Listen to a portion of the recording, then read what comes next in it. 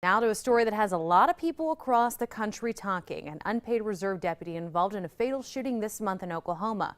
According to the video, the deputy thought he reached for his taser, but instead grabbed his gun. Now he faces manslaughter charge.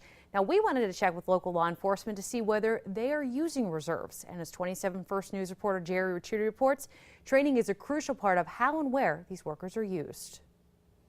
As the use of reserve or auxiliary officers is debated around the country, a number of local departments here in the valley have them. We have just under 40 of them that volunteer their time. They augment the sheriff's office. The sheriff tells me his unpaid part-time reserves are often used with road patrols and courthouse security, as well as at community events like the Canfield Fair. However, they're not used to watch inmates in the jail.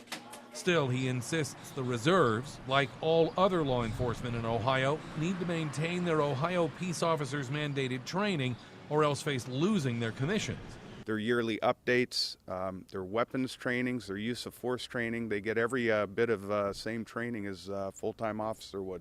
This month, a reserve deputy was involved in a fatal shooting in Oklahoma. The officer, who works full-time as an insurance executive, claims he thought he was pulling his taser when he fired.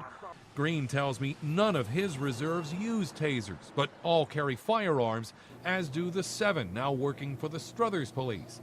But the chief tells me his reserves are usually young officers just getting started in their careers. We use the reserves as more of a training to become part-time or full-time, whether it's our department or another department. In Canfield, the department has auxiliary employees that are used to help at community events like the city's 4th of July parade, but do not perform law enforcement duties. They're not sworn police officers. They do not have arrest power.